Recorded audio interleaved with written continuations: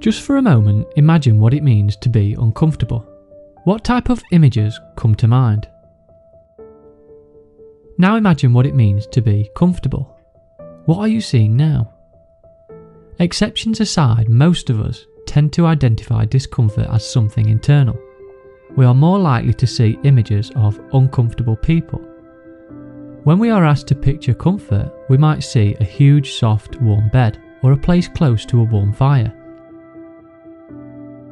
This indicates that we tend to think of comfort as external and discomfort as internal. This tends to become more obvious not only in our mind's imagination, but in our behaviour as consumers for comfort and convenience as well. Despite obvious exceptions, the UK on the whole is a comfortable place. We have access to clean water, convenience stores, medication and opportunities to learn and develop as people. On the whole, we have more now than we ever have before. Despite all of this, we are developing an ever-decreasing immunity to discomfort. Avoiding discomfort has become a cultural disease. We want for luxury holidays, nicer homes, comfortable cars, and a life away from working hours. In the 1970s, around only 13% of people rated air conditioning in a car as essential. By the 1990s, the figure had risen to over 40%. Clearly, our cultural opinions are changing. At this rate, air conditioning in cars won't be enough to satisfy our desires for comfort. Each passenger will soon need to be in complete control of their own microclimate. As we become more able to satisfy our increasing desires for comfort, we move away from the practice of managing life's difficulties. We lower our immune system to inconvenient circumstances. What is considered as comfort is becoming more and more limited. As we become less able to deal with physical discomfort, our emotional resilience also suffers. Our ability to experience anger, doubt, frustration, boredom and uncertainty diminishes. Never has this been so apparent in the case of our children, who have access to an endless list of stimulation and are still unable to cope with the simple feeling of boredom. The further away from the richest countries you go, the more comfortable people are with being uncomfortable. Psychologists have long contemplated the pursuit of comfort and warned the need for comfort and not comfort itself would lead to selfish decisions and negative social consequences. The more convenience we have, the less we are likely to exercise self-control.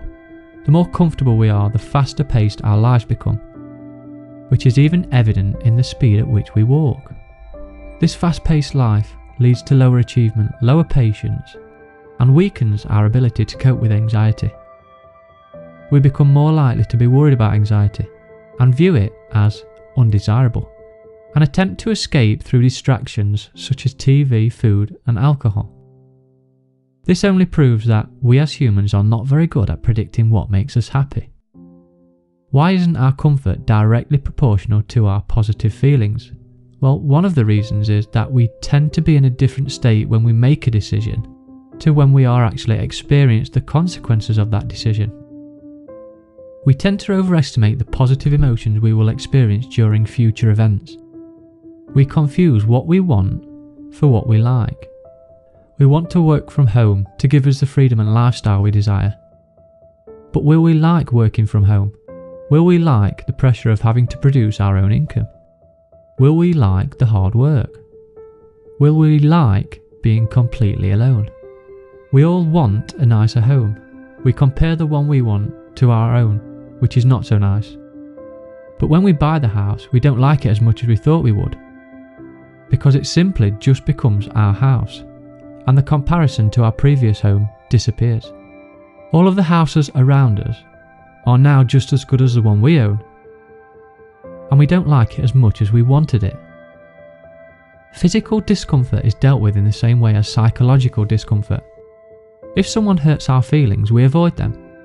If we hurt our finger, we limit its use in an attempt to limit the pain. The alternative to changing our feelings is to withstand them and develop a tolerance to distress. Since suffering is inevitable, wouldn't this be a better strategy? Most problems do not arise from uncomfortable thoughts and feelings.